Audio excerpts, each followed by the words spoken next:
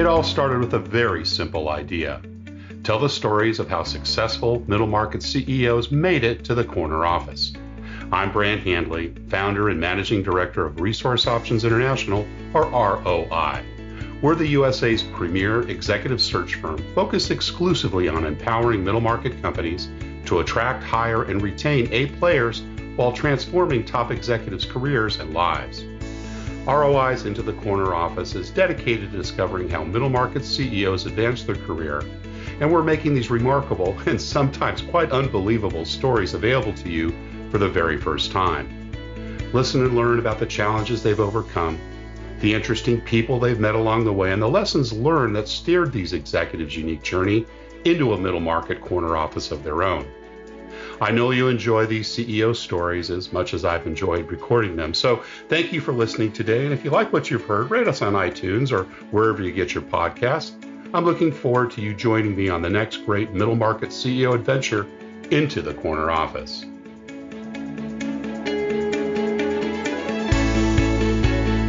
My guest today is Anu Shah, most recently the CEO for Rocket Internet in Asia. For someone who left home with $40 in her pocket to fetch a job in a Mumbai call center, Anu has come a long way in her career and faced life head on. Her career got started with a drinks company in Mumbai, where she demonstrated extreme endurance in blazing heat, covering 40 shops daily to earn a commission of a mere $10 per month. After achieving 4 tertiary degrees, she became a serial entrepreneur with 2 successful tech startups under her belt so far, and she's lived in 4 continents, including her time in Mumbai, Hong Kong, Singapore, Dubai, London, and New York. She now lives in San Francisco. After her most recent CEO assignment, she donated $7 million to the United Nations High Commission for Refugees Rehabilitation Program, where she also holds an honorary role to design a program to establish gender parity through entrepreneurship and innovation. Anu Shah, welcome into the Corner Office. Thank you so much, Bram. Oh, it's great to have you here, and we're broadcasting or literally recording on both coasts. I'm in Connecticut, and I believe you're in San Francisco, right? You just recently moved there, so we're doing this about going into month 4 of the COVID epidemic, kind of start with that. How are you doing? How's your family? And gosh, how are you coping during these interesting times? I love it. You mentioned that the other day, and I'm glad you said it with such conviction again. I love it. There's nothing wrong with this time. I think this is a perfect time. The entire world has stopped, and there is no more FOMO that any of us has to go through. No more fear of missing out on concerts and movies and dinners and outings and holidays. And it's just time to be. So I love this time. All I'm doing is staying home. I'm reading a lot. I'm a bookworm. So I think I've just finished over 65 books so far. Oh my gosh. In the last 3 months. That's awesome. In the last 3 months. So I read. I'm a voracious reader. So I read books. I was exercising, eating healthy, meditating a lot. So much time to self-reflect. A lot of internal work. Yeah, a lot of healing. I think from my previous years of having a jet-setting life, where I was probably working 16, 18 hours a day, every day, consistently, no breaks, catching sleep on the flight.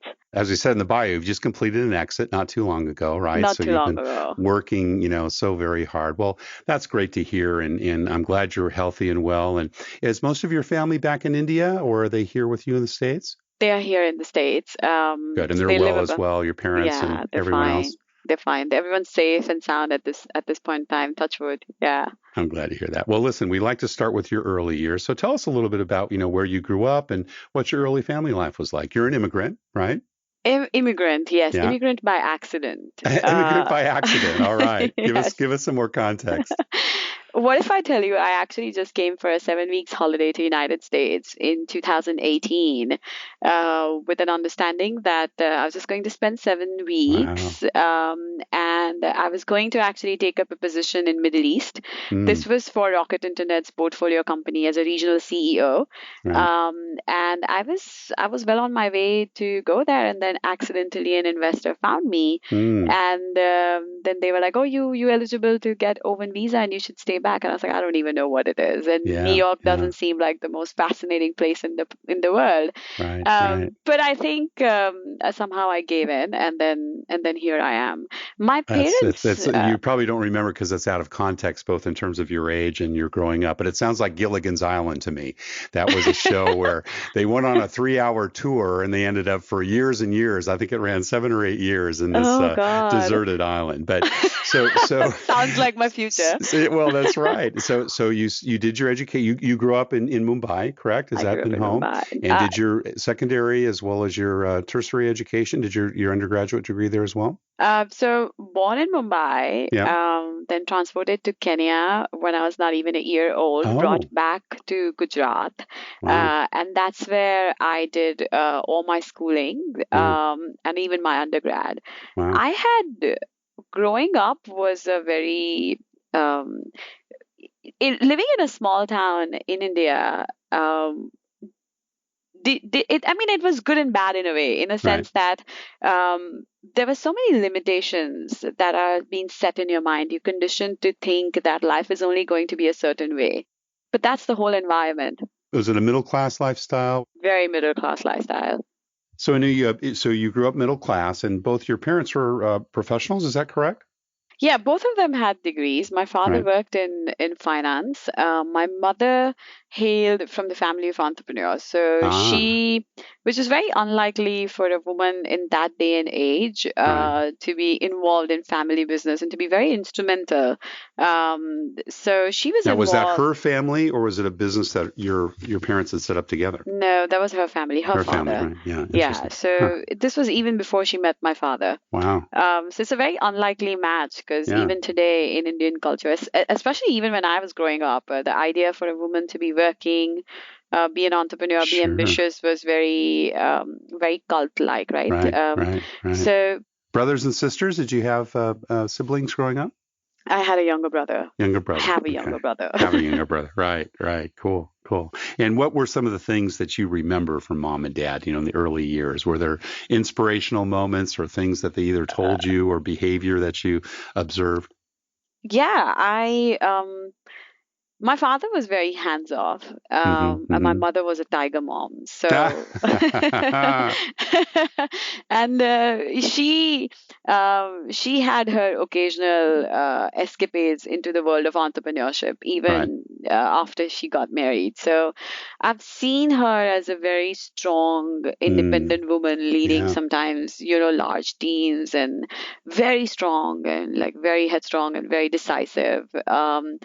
Her aspirations for me were always that I have to be a CEO someday. I have to be Wow. like stellar someday. And seeing the chaos that she brought home as an entrepreneur, I was Mm. determined that I'll be anything but that.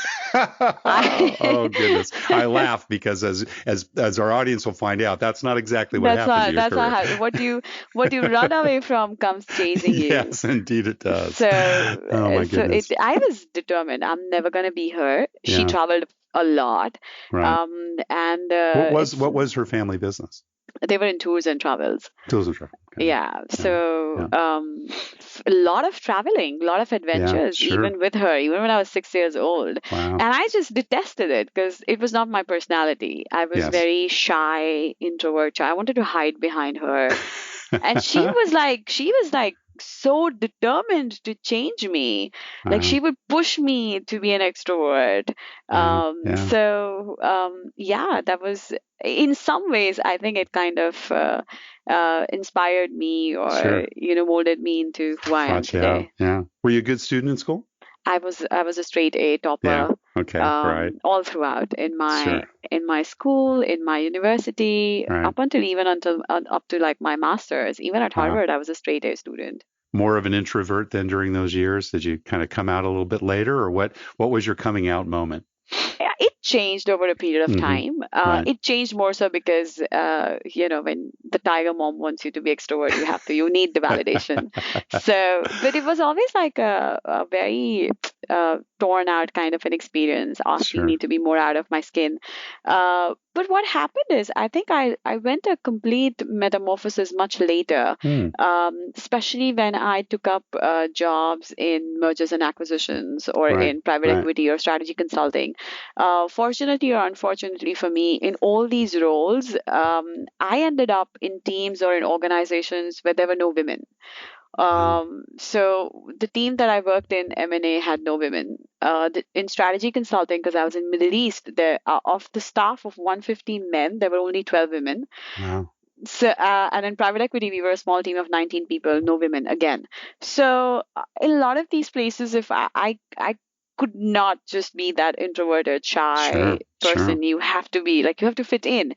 So, I think I underwent that metamorphosis where it just became a part of me to be very Yeah. very bold, very blunt, very outspoken. Not, I wouldn't say extrovert. I'm selectively extroverted now, but it became like where I would just have to speak my mind all the time Right. without being Right. afraid. So that's the metamorphosis Yeah. underwent. Yes. Well, you have four, I think, if I count them right, degrees, right, on Yeah. three different continents, from what I gather. So tell Yeah. us a little bit about that journey. You did your undergraduate, your equivalent of a bachelor's at the is it the Sardar Patel Yeah, University? I Is that the did. correct? I Right. did. Yeah. And then did you go Then I went to directly to Europe after that, or did you come to the States first? much later. So Yeah. Yeah. everything happened much late in the sense that I was not really ready to leave India. Right. I was more fascinated to move from Gujarat to Mumbai. That's where all my family was. Right. And I was born there, so there's obviously natural affinity. I wanted to go back. It's a big city. It's like New York Hmm. of India. So Sure. you're fascinated. You want to go. And Right. I thought that would be it. Yeah. Yeah. But the first job that I had in a call center was supposed to be a summer job for 3 months. And that was in Mumbai. That was in Mumbai. Right. And Uh-huh. honestly, no kidding, all I told them was, I'm just going to be there for 3 months. I'm going to make enough money and so that I can shop to my heart's content and then come back and get married. There you go. All right. This was Simple just my life. plan. Very simple. I was dating somebody at that point in time, like for Right, 6 7 years, and yeah, we were family friends for generations. I thought my yeah, life was yeah. set. I was going to come back, get married. That was it. Those 3 months got converted in some 13 very long years of my life. Wow. I Wow. don't know how one thing came after another. So Yeah. I was then very fascinated by my life in Mumbai. It was very Hmm. liberating. Yeah. For the first time ever, I had opinions. And for the first time ever, I was just so independent enough to go Now everywhere you on said you my had own, opinions. So were you asked for your opinion, or did you kind of formulate them and had more of a formulate them. freedom of expression? Yeah. Just formulate. Yeah. It was not Yeah. even about expressing with others. Hmm. It's just that suddenly now I have opinions on how things Right. should be, how they are, how they were. I Excellent. It didn't happen in the previous years. Yeah. Yeah. Yeah. So So was the culture, I'm just trying to understand what the influence was. Was it the call center environment? Was it because you were living in a large city? How did you think you kind of evolved at that time to kind of generate I your think it was opinions? independence. For the Yeah, first time right. ever, I was independent. On your own. Yeah, And more yeah. importantly, I was financially independent. I think Right. that gave me a lot of confidence because in the Yeah, yeah. previous years, I was kind of living off my parents, right? Because they were paying for my tuition. It's a Sure. very Indian thing where, Of yeah, course. it's Yeah, been yeah. taken care of. So, Right. You didn't have uh, to work, right? You couldn't no, do, yeah, right, no. right. And at that point in time, I was like, there's no need for opinions. Everything is taken care of for Sure. me. Right, right. And my mother is a very was at least that point in time very overtowering figure. Mm, Someone who had a lot of opinions and like yeah, yeah. and she was literally like the head of the family. So I didn't have much to contribute. And she was obviously smart and independent and all of that. So I was always like, and given my personality, I think I never truly was myself Mm, until I became financially independent. Even right, if it right. was just, $30-$40 a month, Sure. which it was still like, I now have Yeah, the I power. decide, yeah, I decide where to go, what to do, and even the planning because it was not a lot of money. I used to then live with my extended family. We had a house there Okay. in Mumbai, so I used to live around them them with them, and it was still a comfortable life. So all the money was mine, Yeah. and with Yeah. that, whatever I could do, where to go for a movie, and I'm very independent in the sense I love spending time with myself. I Hmm. can go to movies alone. I can go to malls alone. Right. So it just suddenly was like, this is amazing. So you Um, came back home and you look at your boyfriend and said, "Hmm." I think he said, Oh, something I has see. changed. Right. All of a sudden, yeah, she's got opinions now. All right. Yeah, Interesting. it was Interesting. exactly like that. It's like, what? Yeah. I think everyone around me was shocked. Yeah. And I decided to stay back Okay. and explore. So you stayed in Mumbai, I and then stayed in. did you go on to your further education? You went on to another job. Tell us a little bit about some of Yeah. those early years. Yeah, very accidentally, I kind of met someone who was working in marketing. So Okay. this woman she was very outspoken, very Hmm. bossy, very assertive. I should not use the word bossy, that's wrong. She was very outgoing, extrovert, smart, assertive, very confident in herself. She was Sure. working in marketing, and I Okay. thought everything that she did was fascinating. Hmm. Actually, that was my first brush with the term marketing. I picked it up from there and I said, I want to be in marketing. Ah. But my first degree was in genetic engineering. It was not going to give me a job in marketing. Hmm. So I was ready to start from the bottom. And so the first job that was offered to me was with a company to actually sell their products door to door. So Wow. like a salesperson. And it Yeah. was supposed to be a physically very demanding job. Hmm. I then at point in time did not realize what I was getting into. Nothing. But I was just like, I'm gonna do it. Yeah. I was very curious. I was literally like a, mind of a 5-year-old who was super curious, Sure. and who just wants to discover and just, engage with everything which is interesting. So I just said I'll take up this job, and not realizing that because India is also very hierarchical, Right. or class divided Yeah. Yeah. society. Those are Yeah. not the jobs you take when you come from a certain Of background, a course certain not. Yeah. education, and things like Right. that. But I loved it. I mean, I didn't What were you care. selling, Anu? I was What was the I product? didn't What were you care. selling, Anu? I was What was the product? it was so we used to work for a company which was India's third largest beverage company. Hmm. So I was actually selling their all their products. Door to So what door. you Yeah. yeah, door to door. Wow. Basically, what you have to do is you have to go to the shops and you have to like sell it to the shops. But Sure. basically, you take orders on behalf of the distributors, and then you go back to the distributors and said, "I have these orders for you. Please deliver it." So kind Right. of working Right. on behalf of the company, but so much Yeah. for the distributors. Yeah. Yeah. Right. So India still has a lot of mom and pop Of store course. Yeah. culture. Yeah. So Right. at that point in time, 98% retail was All mom these and small pop. little stores. Yeah, Yeah. and So only you were selling 2%. to them. Did you have to do the collections as well? No, I did not. I No. was not Okay. part of the collection, Yeah. but it was Yeah. so much just about taking the orders and selling and things like that. What did you learn in that job? What would you say was kind of if you look back and said the kind of the main thing that you took away from that experience? The reality of life. I Mm. was very far off from that. Yeah. Yeah. I came from a very conducive environment Right. where everything was very well taken care of for Mm. me. And th- it taught me a lot. I think I came from, there were, how do I say, the harsh reality of life. Yes. It just opened my eyes to Mm. a lot of facts, made me more strong, Yeah. made me more grounded, Right. humble. Humbled. I Yeah. I Yeah, can imagine. Right. Right. and I did not realize it then. To be very honest, then I was very upset and miffed at myself, my decisions, and the fact that I've just decided to do it on my own, and I was Right. kind of blaming it on my mother for not stopping me from doing Mm. this. And but but a lot of things that came to me much later in my life, um, you know, it came from that experience. Like I could Right. associate with a lot of people who were not privileged, Right. and taking up causes, taking up Yeah. initiatives, being more associated with the society for the larger good of the world. Right. It would have not happened had I not started like Right. that. Awesome. So All so when did you go internationally then? You because you've done both work as well as study abroad. Was it soon after that? Yes, I spent a few years in India. Right. And then I just kind of realized that I've hit a glass ceiling because Mm. to progress further, I will need to have a chip on my shoulder. And it was only going to come through education. Right. Um, Right. so, but I did not want to invest a lot in education. I did not want to um, I did not. I mean, by that point in time, I was very clear that whatever I'll do on my own. I will Right. not take money from my parents or Yep. anything. So it was like looking at courses which were, and because you are an Indian passport holder, sometimes you worry about the visa situation, Sure. and you worry about the international students fee, and wherever I could get like tuition waiver or cheap education. So that's what drove me to go to Mm. Europe. Right.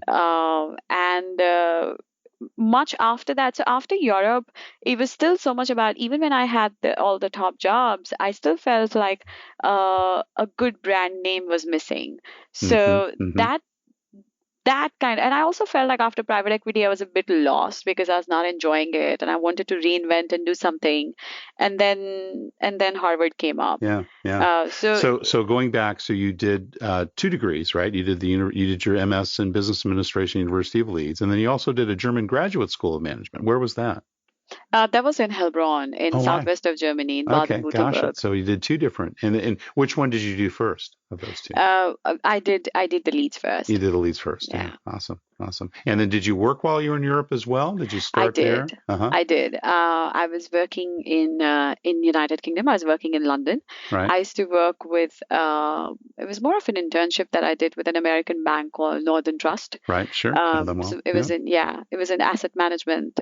My first job was actually in risk management. And Um, then I know you spent about 3 years with A.T. Kearney as well. Now, was that yeah. after you came to the U.S.? A.T. Kearney was in Middle East. Was So in the Middle East? Oh my gosh. Yeah. right after I graduated, I actually took up a job with EY in mergers and acquisitions. Okay. So I did not, I knew at Northern Trust was kind of, I understood that. Luckily, I had that internship because before that, I was very obsessed with working in asset management, risk Hmm. management, and things like that. And I quickly understood that I will not enjoy that.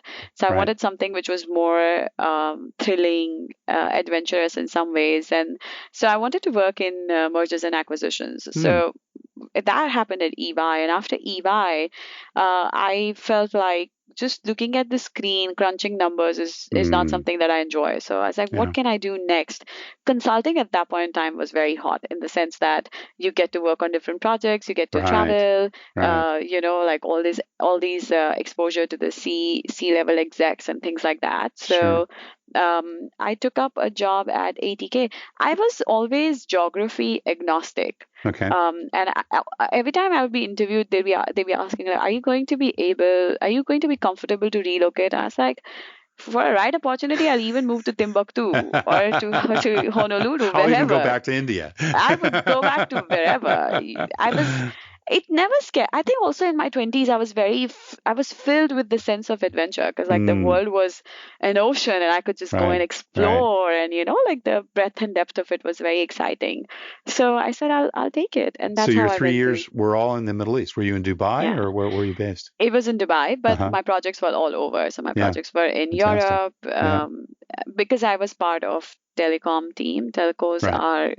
that was a global team. So Now, were you managing people at that time, or were you independent contributor as a consultant? How did that work at H.C. it, Kearney? it was an individual country. Right. I started as like a post MBA level. So for like first 2-3 years, you are an individual contributor before you become Right. a manager. Right. But there are projects when you get to manage a new analyst or something like that. But Sure. yeah, there are very few projects where you get such an opportunity. So tell me about when you became an entrepreneur. It happened very accidentally. Hmm. Again, it was much later when I came to United States when I was Right. a student. Um, I was on the campus, and obviously Harvard is filled with extremely smart, talented people. Sure. It was very very energetic, motivating, charged up environment, and pretty much everyone I met wanted to change the world, and I just Yeah. felt like Yeah. in some ways to drive that vision. And first thing that I learned when I came here was about Silicon Valley. Hmm. And how the whole startup ecosystem here is, and Right. how many startups come here, the flow of capital, the ease of raising money to getting entrepreneurship help or mentorship and things like that. And my prior experience was that of working in Africa right before I came Right. here. Right. So I had a small incident when I was, kind of helping a woman entrepreneur raise funds for her craft brewery Hmm. in Rwanda. So I, just kind of exploring my network to see who were the right people to help her, and found someone who was a lady from Canada who then Oh. helped this CEO find support from another brewery in Canada. And we all got together to run a Kickstarter initiative for her. We raised about $110,000. So that incident kind of remained. And then I came to United States and this whole charged up environment at Harvard, and later learning about Silicon Valley. I was kind of merging all of these aspects Mm-hmm. to then come up with the idea of replicating the whole Silicon Valley model Yeah. for emerging and frontier markets of the world, Awesome. because there is talent there, there are entrepreneurs there, they just don't have this kind of leverage or support. Yeah. So that's how EFI Hub started. So that was my first kind of Entrepreneurial venture. yeah, Uh-huh. not Yeah. really not really knowing at that point in time what it was going to be or Right. how big it became later. It was so much like, let's just do this. More I was mostly thinking of it as a not for profit, Hmm. or a or Kind of an like a assistance providing yeah. organization. Yeah. Yeah. In fact, when we were looking at the domain name, I was thinking if we should have a .org site to it. Right. Interesting. And Huh. we didn't get it, so then we went ahead with .com. Right. Right. And then accidentally, my classmate, not accidentally, but we were discussing on the campus. My classmate said this is an idea which had a lot of potential if you're doing it in Africa. He was a politician from South Africa, and he Oh, decided to invest in it. So wow. all the pieces kind of came together. Yeah. But initially, that's not how I had thought of it to be. Right. Well, how did that lead then to Rocket Internet? So tell us about that part of the journey. So I moved to Africa, Wow. and Whereabouts? I was in Rwanda. So I Wow. left my course halfway. I didn't finish my course, Okay. and then I just decided to go ahead and run the startup in Africa. So I moved to Rwanda, and at that point in time, since I had lived in Singapore previously when I was working with EY, I Right. had some friends there, and somehow EFI Hub was getting a lot of media and press coverage, a lot of attention, media attention. So Right. somebody in Singapore had read that, a friend of mine, and also incidentally, Rocket Internet had offered me a job in 2013, 13 or Hmm. 14, Okay. and it was for one of their portfolio companies, and I didn't end up taking it. And again, I had the same thought that I'm not going to be an entrepreneur. I don't want to Right. run a business. Been Uh, trying to run away from that a long there time, I are knew. long time, long time. And I was like, no, I'm going to do something cool like consulting or, Right. M&A or Right. things like that. So I said Yeah. no. And I left. And my friend, who was then the MD of one of the other portfolio companies, he called up and said, like, you were running away from it all your life. And what just Hmm. happened? I was Right. like, this is just accidental or whatever. And I was just laughing it off. I still, in my heart, did not believe that all that had happened, and I Wow. had no understanding and idea of what was going to be the outcome. So Hmm. it was pretty much like mindlessly doing it. More so because I think when you come to an expensive school like Harvard, you get a lot of Sure. financial anxiety. Right. Right. I had a lot of financial anxiety, and even the environment was very, very assertive, very aggressive, and I was intimidated. I think in some ways, so I was ready to leave. So I was really not sure what will happen. And my friend was like, if you're interested, Rocket Internet has another position too, Yeah. which is that of a CEO of a certain startup. If you want to do two at a time. Right. Uh, and I said, without thinking much, I said, yeah, I can. And also, Rocket Internet in Asia is APAC IG, which is basically a joint venture between Ooredoo and Rocket Internet. Okay. So Ooredoo was my client when I was in Middle East, and again, coincidentally, I was working on Ooredoo's investment strategy in tech, as part of which they doubled down on APAC IG or on the joint venture that they had with Rocket Internet. So Right. I knew people there as well, and they had also asked me if I'll be interested in this.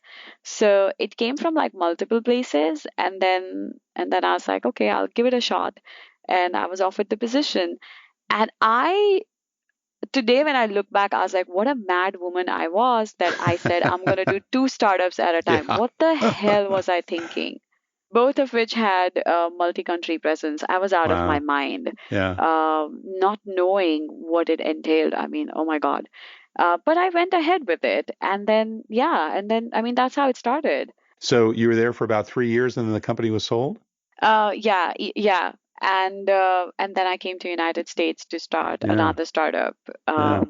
So that's how it kind of went That's around. fantastic. And then how big was your team when you were running Rocket? The Rocket team was about 35 people. Yeah. And at EFI Hub was larger. It was about 50, 60 people Right. when we exited. So So what was yeah, when was the first time you started managing people then? It was EFI Hub? yeah, Yeah. uh, yeah. How was that experience? Did you take away some key learnings from that before moving on to your next you know, startup? And what were some of those learnings? I was too young and I had Mm, never managed a team of this scale ever right. before. Right. And Consulting, M&A, private equity, they tend to be very hierarchical. Sure. So all the roles are very divided, very silos, and there are cut set out tasks for you. Right. Right. And startups are a different ballgame altogether.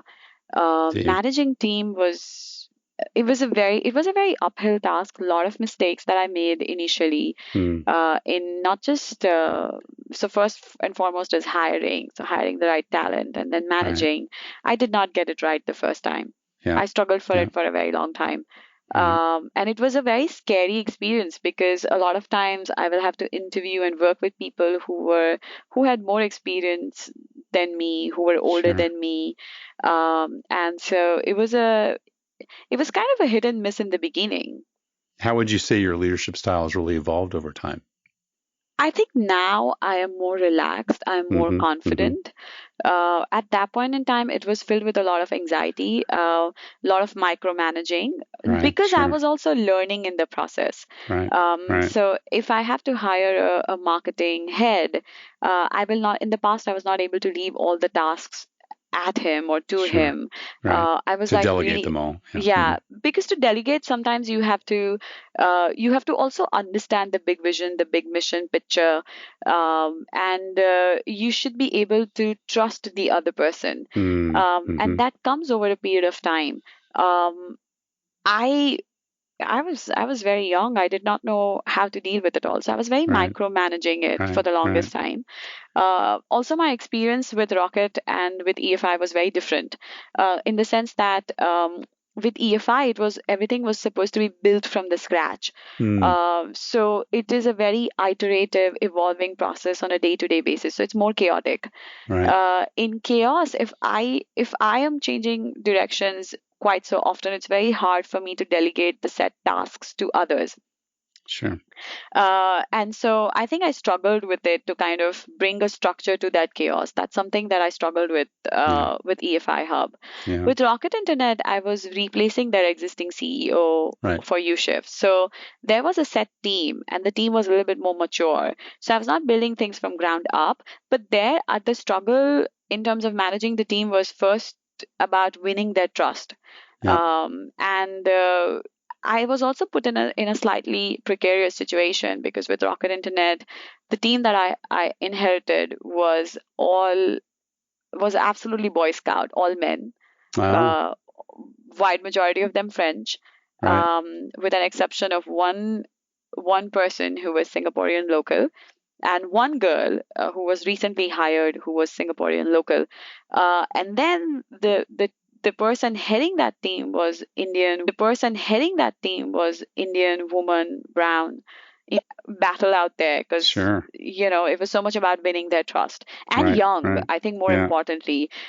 So that was a different story. But with EFI Hub, it was so much about how am I going to bring a structure to this chaos? How am I going to make sure that the team is aligned and they understand that this is how it happens in the startup environment? Right. So you still, because they're doing their job, they're not the entrepreneurs. So you still have to make it look like they have the set tasks for them. Sure. Sure. So I took a while, I think about literally about 6, 8 months into it, I kind of understood what the frustration was because I would get also in Africa, the culture is very different. They don't come and tell you exactly whether they're happy or not. They'll just leave one day, and Right. then Right. you cannot afford to have that kind of attrition for a Yeah. new Yeah. company. Also, there was lack of mentorship in the sense that you do not see a lot of entrepreneurs in Africa. Right. So there was a lot of gaps Yeah. there. So I worked on it differently. What I did was kind of bringing a structure to my chaos. So setting expectations very right, making things very transparent, telling them upfront that this is the chaos that I'm going through, and somehow, you guys will be part of it. But Right. also Right. making sure that I am at least able to articulate what is expected out of them, if Yeah. not as their day-to-day task, but a broad vision and broad understanding of what is expected out of them. Yeah. You said that you said earlier you learned a lot about hiring people. What were some of the lessons, and what do you look for when you're making bets on people you're going to invest in and hire?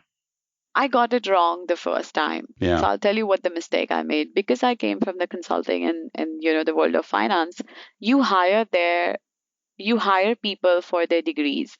Right. You hire Right. them for the school that they went to and the Yeah. brand name that they come with. Right. And I Right. went with that mindset initially, Yeah. that it is so much about what tags do you carry. Mm. And so I went more for the aptitude rather than the attitude. Big Mm. mistake. Yeah. That's Yeah. not how it works here. Right. It is Right. so much about the attitude. Yeah. It is. So it is so much about, do you have the right mindset? Are Yeah. you excited, genuinely excited Passion. about the Yeah. opportunity? Are you a Yeah. hustler?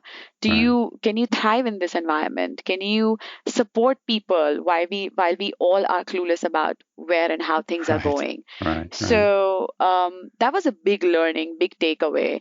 Yeah. When I hired people from good schools, giving them a lot of salary, I burned my cash very quickly. Yeah. They were still not happy with the chaos. They had to work longer hours, Right. and they were the first few people to leave. Yeah. Yeah. So, but Hard I lesson to learned. learn. Yeah. Yeah. So, but then I learned that people who were young did not come from. I hired someone who was heading my business operation, not heading, but like manager business operations. Right. This person was not even. This person had just finished his class 12. Hmm. And so I'll tell you, accidentally I hired him because in Singapore you have to have a certain ratio of locals to international employees.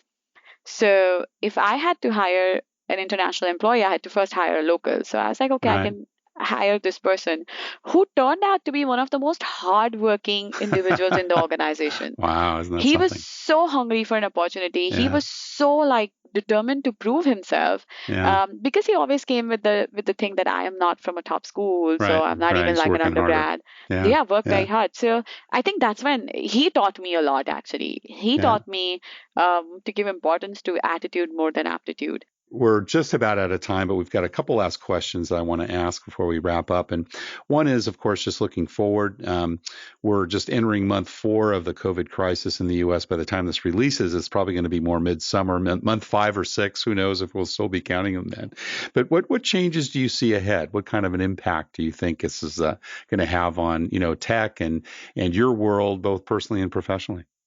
So when we look about tech, we look at it from two perspectives. One is the Mm, VC investment and how that will change, and second is how startups will respond to that. right. So VCs are now going to be very selective about their investment strategy. So they, in the past, where it was so much about the traction and growth, now it is going to be increased scrutiny and due diligence, more focus on unit metrics, cash flows, Hmm. sustainability, profitability. So it will not be growth at the expense of high cash burn anymore. So that's first. Second, they're going to prioritize their existing portfolio companies. So the companies which are not in the innovative tech or the critical tech space like medicine or online education, remote work solutions. Um, any company outside that will have to work very hard to prove themselves.